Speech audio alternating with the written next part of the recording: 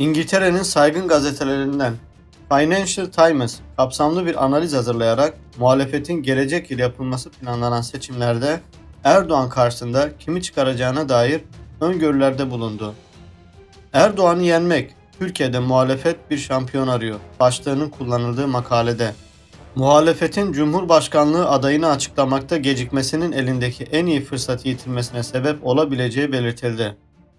Kılıçdaroğlu'nun 2010'dan beri partiyi yönettiğine ve Erdoğan'a karşı arka arkaya mağlubiyetler aldığına dikkat çekilirken 2019'da yerel seçimlerde zafer elde etmesi ve 20 yıl boyunca hem başbakan hem de cumhurbaşkanı olarak ülkeyi yöneten Erdoğan'a karşı bir ittifak oluşturmasının en büyük başarı olduğu da aktarıldı.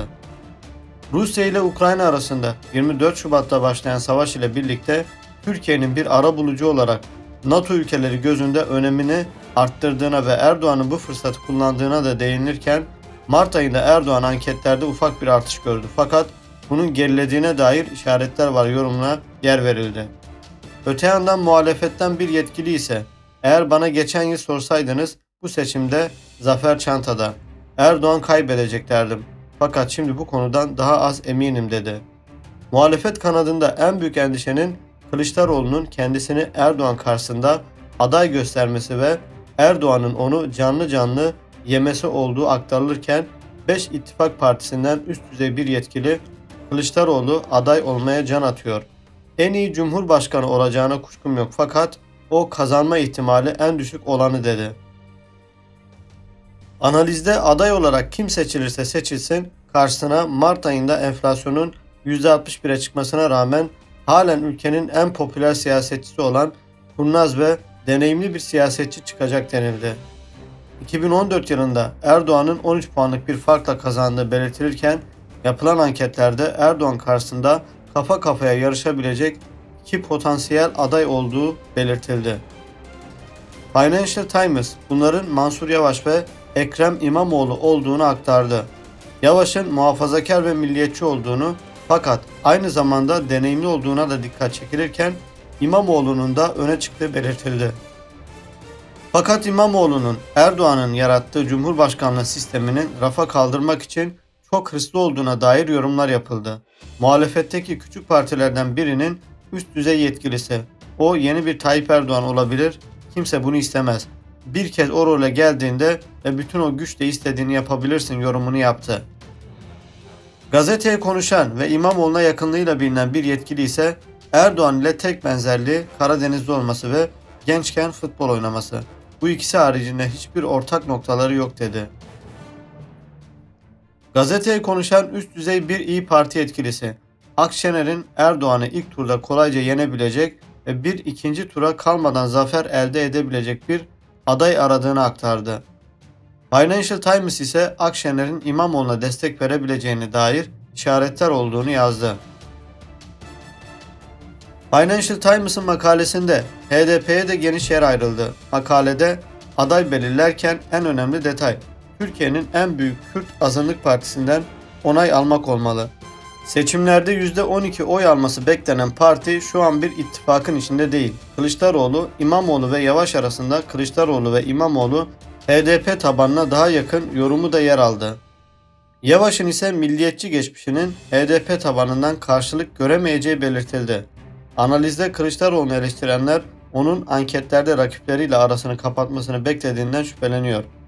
Onun kendisine sadık olan ve seçimde aday olmasının riski olduğu gerçeğini söylemekten çekinenlerle sarıldığını düşünüyorlar. İfadesi de yer aldı. Evet dostlar, İngiltere ateş olmayan yerden duman çıkmaz misali boş konuşmaz bu konularda. Dediğim gibi analizlerimiz doğru çıktı. Amerika, İngiltere ve İsrail Kılıçdaroğlu'nun üstünü çizmişti. Ekrem İmamoğlu'nu hazırlıyordu. Mansur Yavaş'ın adaylığı ise onların da söylediği gibi milliyetçi geçmişi olduğu için HDP tarafından destek almayacaktır. O yüzden Ekrem İmamoğlu ağır basıyor. Mesela Mansur Yavaş'a miting yaptırmıyorlar ama Ekrem İmamoğlu'nu gezdiriyorlar. Artvin, Rize, Trabzon ona miting yaptırıyorlar. Ve büyükelçiler Ekrem İmamoğlu ile görüşüyor. Mansur Yavaş'la görüşmüyor. Yani aslında mesaj belli. Kılıçdaroğlu ya istifa et ya istifa ettiririz. Bunu ona söylüyorlar. Kılıçdaroğlu'na kurulan kumpas. Zaten dün video yaptım 2-3 tane. Daha önce de yapmıştım. Kılıçdaroğlu'nu şaklaban yerine koyuyorlar. Yani şaklaban durumuna düşürüp CHP seçmeni önünde onu iyice rezil rüsva ediyorlar ki artık ona ümit bağlamasınlar. Ekrem İmamoğlu'nun önü açılsın diye uğraşıyorlar. Çünkü dikkat edin, Kemal Kılıçdaroğlu'nun ne söylediyse her söylediği yalan çıktı. İki şık var. Ya hiç kafası çalışmıyor, hiçbir şey bilmiyor, araştırmadan boş konuşuyor. Ya da yanındaki danışmanlar bilerek buna yalan, yanlış bilgiler getiriyor ki biraz daha rezil olsun. Bu son elektrik konusunda bu gerçek ve oyun iyice açığa çıktı. Bir insan düşünün ki kendi elektriğini ödeyebileceği halde ödemeyip elektriğini zorla kestiriyor. Ondan sonra orada akşamları video çekiyor. Elektriği kesilen insanların mağduriyetini insanlara anlatmaya çalışıyor. Dün de söyledim. Adamın günlük kaldığı otel Boğaz manzaralı bilmem kaç milyar. O kadar para oraya vereceğine faturalarını ödeyebilirsin.